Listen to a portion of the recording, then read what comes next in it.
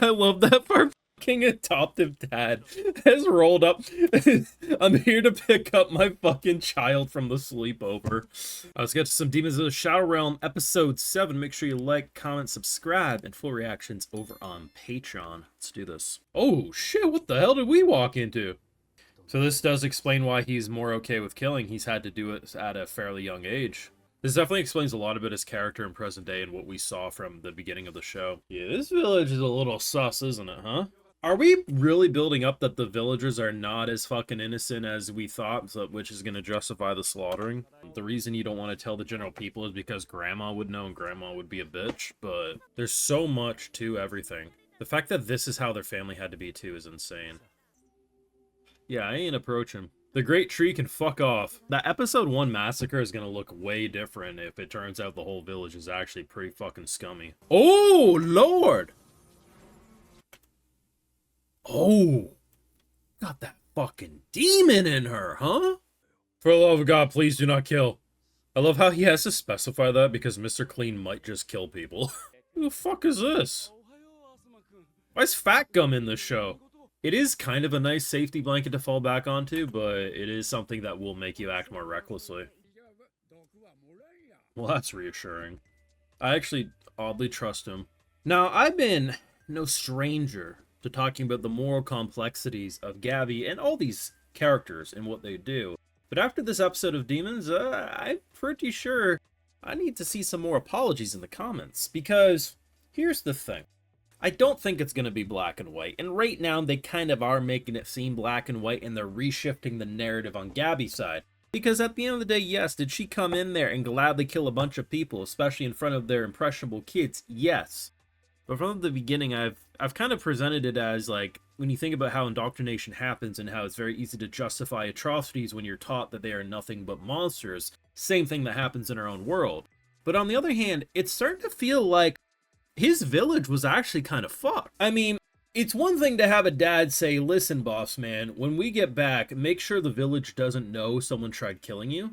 That's pretty not okay, but it's not that the dad seemed like a bad person, and I know people are going to say, yeah, but the dad only took the sister and not the brother. Could be a case of they tried to take both, but they just needed to make sure that, well, at the end of the day, one's imprisoned and one's allowed to go hunting, so probably the sister's more in danger than anything.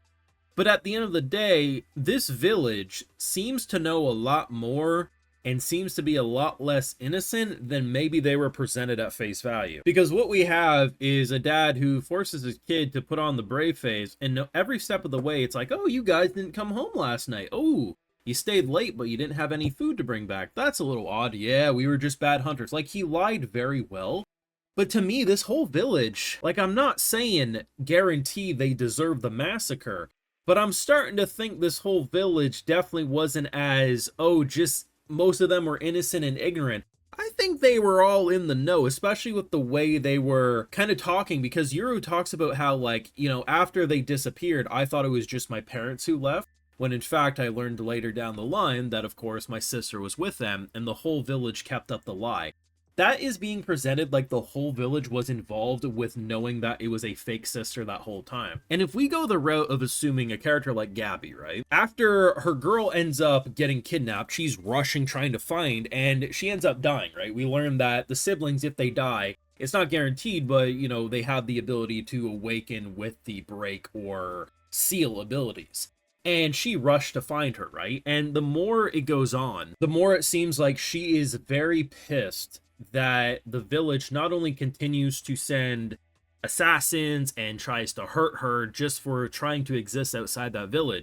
It's kind of understandable when you're being told by the person you care for that the village locked me away for my entire childhood, and when I finally was free and escaped, even on the run, they tried to hurt me. Like, Grandma was sending fucking assassins after her ass. Like, it's pretty fucking clear, like, it was not good. The only thing is, like, is it a case that she was imprisoned because of her exact ability? Because both siblings have an ability if dead. Is it simply because Break was just more fearful? Like, if he would have had Break and she would have had Seal, would he have been in prison? Or was it a case of just not liking the sibling? I don't know. I don't believe we're going to go the route that the entire village was truly evil, but we're starting to see a lot more that village, it wasn't just some innocent village that got massacred at the start of episode 1. It was a case of, we're fighting back against a group that's trying to kill me and has continued to lie to my brother for half a decade.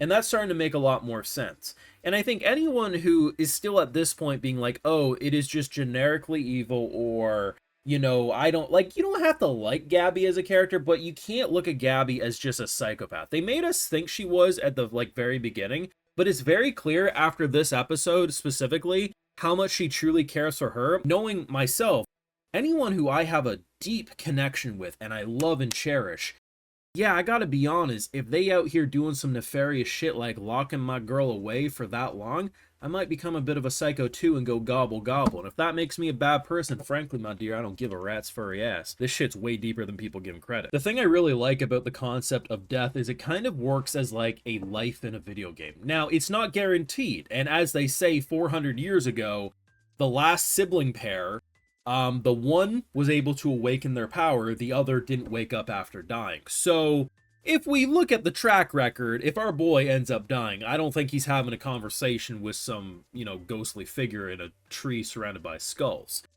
But given that this is a manga slash anime story, if it happens early enough in the story, there's a very strong chance he's going to wake up. But if they actually bait us in him not dying for most of the story, and he does by the end, there's a good chance he doesn't wake back up. It's interesting though, right? Because she gets kidnapped, they stab her in the neck, and they're kind of like having this freak out, like, oh my god, she's supposed to be the sibling, and dude, you captured the wrong sibling. It's so freaky because it's like, okay, you have two options. And this is what's so interesting. It's not forced upon you. She could have jumped off the bridge and she would have died. She would have passed on. She chose it. And that's what's so interesting. And the concept of Break, it's interesting because it's understandable why you would be fearful of that. Break, in theory, could break any theory. I mean, if you really stretch your brain, Break could break through the concept of life and death. Someone dying, break through that, give them life again. I don't know. It's possible. Some of the coolest imagery, though, I think the show has shown today is just the skull bridge and how it leads into like, it's so haunting initially because she's like just seeing a bunch of dead bodies. And then you see this tree growing on a skull, and it's this weird juxtaposition of like, it's demonic, but it's also kind of beautiful. It's such a weird scene overall, and I'm so excited to see what they do because the concept of life and death, it's understandable why you wouldn't want to tell someone you might be able to come back because one, it's not guaranteed, but also it will cause our boy to act way more rash. And it's probably going to happen sooner than later that we're going to test if he's going to be able to come back or not. It is nice, though, that our stepdad decided to pick us up from our sleepover, which really brought a grin to my face. It's interesting, right? Because this is a group of people who shouldn't normally interact with each other, and I'm interested to see what the dynamic's going to look like. Because initially, when he rescued us from the village when it was being attacked, right? I'm thinking he's fully on the village's side, but now it's like, I feel like, yeah, we are getting into that third category where we're going to take some of these characters, we're going to take him, going to take us, and it's just going to be this, like, new group that's formed.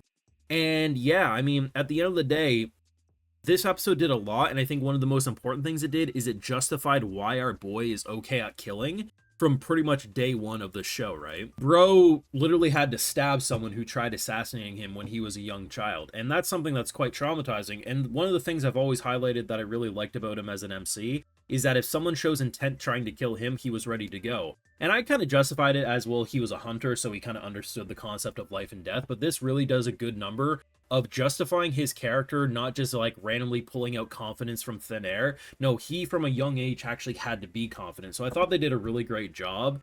You know, in a way, you could almost argue that in 7 episodes, they've kind of covered their tracks more than a lot of shows cover their tracks in 24 episodes of understanding characters' motivations.